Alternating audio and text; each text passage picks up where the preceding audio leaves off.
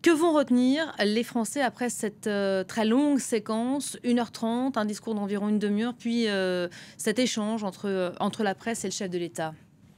C'était une conférence de presse dont l'objectif pour le président de la République était d'expliquer les raisons pour lesquelles il a procédé un peu dans la précipitation et contre toute attente à cette dissolution. A-t-il vraiment parlé aux Français à l'occasion de cette conférence de presse? Il s'est adressé bien évidemment à la presse, mais on a le sentiment que cette conférence de presse, c'est une conférence de presse dont l'objectif principal est d'essayer d'abord de remobiliser son camp, de parler à un camp qui, aujourd'hui, après cette annonce de dimanche soir, est un camp qui parfois est perplexe, voire un peu désorienté, notamment quand on discute avec un certain nombre de parlementaires de la majorité qui, bien évidemment, au regard du rapport de force qui s'est imposé ce dimanche, sont particulièrement inquiets de la suite.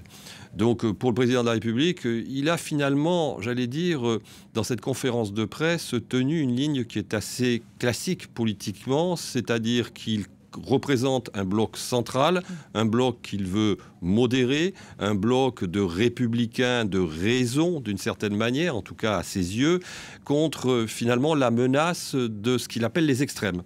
Les extrêmes, il y en a deux principalement. C'est bien évidemment d'un côté le Rassemblement national qui est sorti vainqueur de cette élection européenne avec des scores d'ailleurs très impressionnants. Et puis de l'autre côté, une gauche qui a réussi à s'unir assez rapidement, plus rapidement d'ailleurs qu'on ne l'imaginait, compte tenu des tensions qui existaient au sein de ce bloc, la NUPES, avec notamment LFI. Et donc il dénonce ces deux extrêmes, considérant que ces deux extrêmes mènent le pays au chaos. Il mène en fait une campagne qu'il a déjà menée en 2017, qu'il a menée en 2022.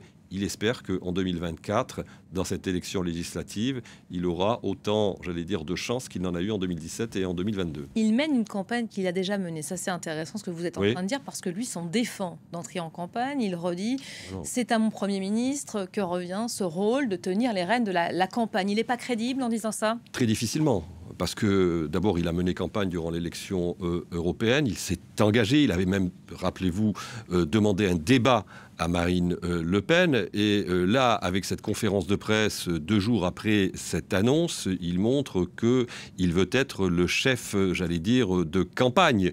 Même s'il est évident que politiquement, c'est au Premier ministre, chef de la majorité, chef du gouvernement, de mener cette campagne. Sauf que son Premier ministre, il faut se le rappeler, avait été nommé en début d'année comme étant finalement l'arme qui devait contenir la poussée du Rassemblement national. Et le résultat de dimanche a montré l'échec de cette stratégie. D'ailleurs, la vraie question qu'il faut se poser, c'est de savoir pourquoi il a changé de Premier ministre au mois de janvier. Il n'aurait peut-être pas changé de Premier ministre au mois de janvier. Il avait une autre arme, c'était un changement de gouvernement au mois de juin, après l'échec qu'il a rencontré.